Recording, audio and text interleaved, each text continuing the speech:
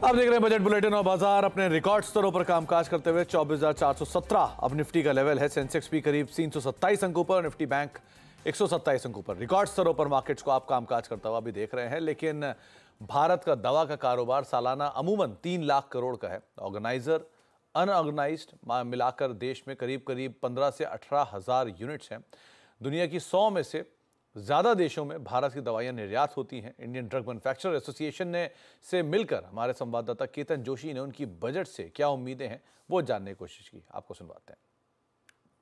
Budget में chemical sector की क्या क्या उम्मीदें हैं, आइए जानते हैं। अच्छा बताइए, आप क्या चाहते हैं वित्त मंत्री से? अभी एक्सपोर्ट जो हम करते हैं उसमें जीएसटी जो आता है, उसमें एक्सपोर्ट का पेमेंट अगर थोड़ा लेट हो गया, 6 महीने के ऊपर हो गया, तो जीएसटी रिफंड मांगती है पैसा, और उसका पैसे के अमाउंट के साथ पेनल्टी और इंटरेस्ट लगा के हमसे रिफंड मांगती है। तो एक तो पेमेंट एक्सपोर्ट का नहीं आता होता है, डिले होता है, और फिर इसमें पेनल्टी और ये होता है। तो जीएसटी में ये कायदा निकाल देने की जरूरत है। हमारा डाइस्टप में एक्सपोर्ट जो होता है उसमें ड्यूटी ड्रॉबैक रेट 5% से ज्यादा होना चाहिए, और रोड टैप स्कीम में भी परसेंटेज ज्यादा होना चाहिए। ईज ऑफ डूइंग बिजनेस में, और जो अभी एक्सपोर्ट का कंट्रीब्यूशन केमिकल सेक्टर का 14% का है, उसको अगर बढ़ाना है तो केमिकल इंडस्ट्री का जो इंफ्रास्ट्रक्चर सेटिंग अप टाइम है उसमें रिडक्शन होना चाहिए।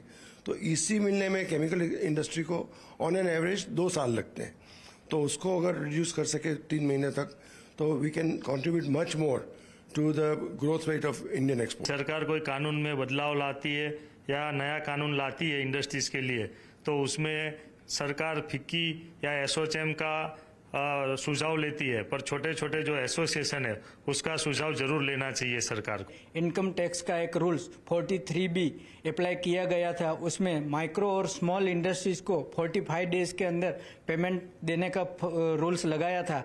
उसके अंदर ऐसा हो गया कि माइक्रो और स्मॉल इंडस्ट्रीज का बिजनेस ही बंद जैसा हो गया है, क्योंकि उसको पेमेंट 45 डेज पे देना पड़ता है, और लार्ज और मीडियम स्केल है उसको वो रूल्स लागू नहीं पड़ता है। इसलिए बहुत बिजनेस में कटौती हो गई है। तो वित्त मंत्री से अनुरोध है कि नया जो बजट पूर्ण तरीके से अभी प्लेस करने वाले हैं उसमें वो 45B का जो रूल्स है वो सभी के ऊपर लागू हो जावे, तो सबका बिजनेस का पेमेंट साइकिल और सबका बिजनेस अच्छा चलेगा। हमारी एक वित्त मंत्री निर्मला सीतारमण से एक अनुरोध है हमारा। तो इस तरह के जो सुझाव है, अगर इनको अमलवारी में लाते हैं तो हम चाइना के साथ न केवल फाइट कर पाएंगे, लेकिन इस सेक्टर से रोजगार निर्माण भी हो सकते हैं। केतन जोशी, अहमदाबाद।